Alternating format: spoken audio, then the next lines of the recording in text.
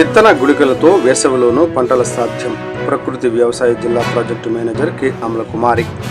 విత్తన గుళికలు seed balls తయారు చేసి విత్తడం ద్వారా వేసవి కాలంలో కూడా పంటలను విజయవంతంగా పండించవచ్చని ప్రకృతి వ్యవసాయ జిల్లా ప్రాజెక్టు మేనేజర్ కె అమలకుమారి తెలిపారు.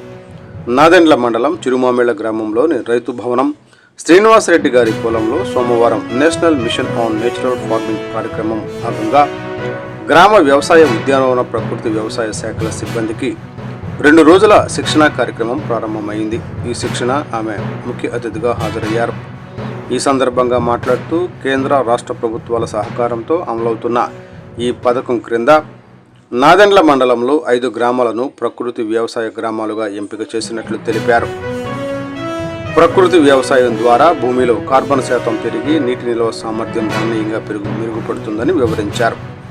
PMDS వినియోగం ద్వారా పంటలకు చీడపీడలు, ప్రకృతి వైపరీత్యాలను తట్టుకునే శక్తి పెరుగుతుందని, అవసరమైన పోషకాలు సమృద్ధిగా అందుతాయని పేర్కొన్నారు. ఉపకరణాలు తయారు చేసుకోలేని రైతుల కోసం గ్రామాల్లో బయో రీసోర్స్ సెంటర్లు ఏర్పాటు చేసి ఘన జీవామృతం, నీమాస్త్రం, అగ్నేస్త్రం, దశపర్ణి కషాయం వంటి ఇన్పుట్ అందుబాటులో ఉంచనున్నట్లు తెలిపారు.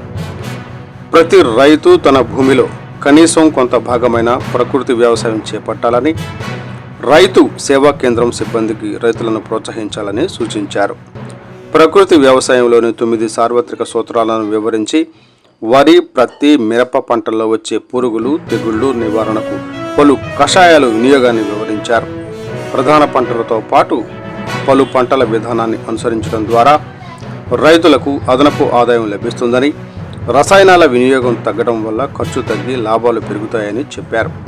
భూమి 365 రోజులు పచ్చగా ఉండేలా చర్యలు తీసుకోవాలని, ప్రస్తుతం ఖాళీగా ఉన్న భూముల్లో 31 రకాల విత్తనాలను బీజామృతంతో శుద్ధి చేసి చల్లాలని సూచించారు.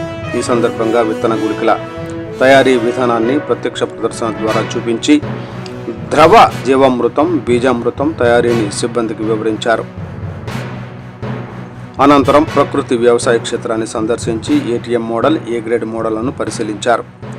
FMT సాగి శ్రీనివాసరావు PMDS ప్రయోజనాలను వివరించారు.